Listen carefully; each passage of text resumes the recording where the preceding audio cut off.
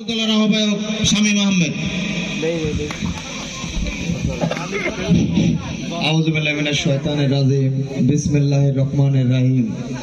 গুরুদাসপুর উপজেলা বিএনপির উদ্যোগে ৩ নম্বর ওয়ার্ড কর্তৃক আয়োজিত আজকের এই নির্বাচনীয় প্রচারণার সম্মানিত সভাপতি এবং আজকের এই অনুষ্ঠানের প্রধান অতিথি, যিনি বারবার নির্বাচিত আধুনিক পৌরসভার যিনি রূপকার, যাকে রূপকার বলা হয়, তিনি আমার শ্রদ্ধেয় কাকা মশিউর রহমান বাবলু কাকা।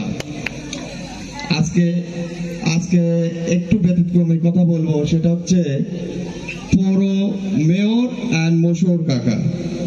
পৌর মেয়রটা হচ্ছে একটি মেয়ে আর মশিউর কাকা আমাদের বর। এখানে অনেক মা বোনেরা মুরব্বিয়ানরা আছেন।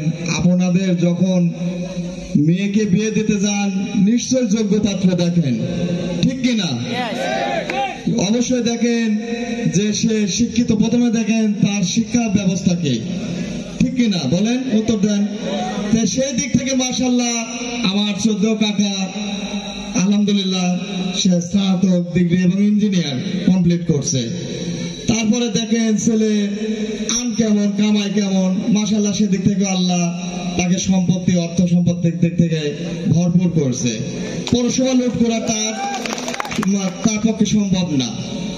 তারপর দেখেন তার আচার ব্যবহার, সবচাইতে বড় কথা দেখেন মেয়ের বাপেরা যে লুচ্চা কিনা বা খারাপ চরিত্রের অধিকারী নাকি, হ্যাঁ, সেই দিক থেকে আমার চাচা আপনারাই বিচার করবেন। হ্যাঁ, কোন দিক থেকে কমতি নাই। তাহলে আপনাদের যদি যোগ্য পাত্র হয় তাহলে কেন তাকে ভোট দিবেন না? আমার প্রশ্ন একটাই, এখানে যে আসুক, যত বড় কথাই বলুক, আমরা তার অধিকার নিয়ে আপনাদের কাছে আমরা বলতে চাই, একজন সে ভালো মানুষ, সে ইঞ্জিনিয়ার মানুষ, অতীতে সে কাজ করেছে, ভবিষ্যতেও সে কাজ করবে। সে জানে কোন প্ল্যানে কোন ভাবে কাজ করতে হয়। অনেকে কিন্তু জানে না, এটা বোঝে না। কাজ বাই করে আনারও একটা মেধা থাকে, হ্যাঁ, এটা কিন্তু সবাই পারে না।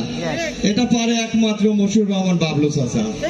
সেই দিক থেকে সবকিছু বিচার বিশ্লেষণ করে যদি সে যোগ্য হয়, আমাদের একটাই কথা, আপনাদের ভোট তাকে দিবেন এবং তার জন্য যতটুকু করা যায় সবটুকু করবেন।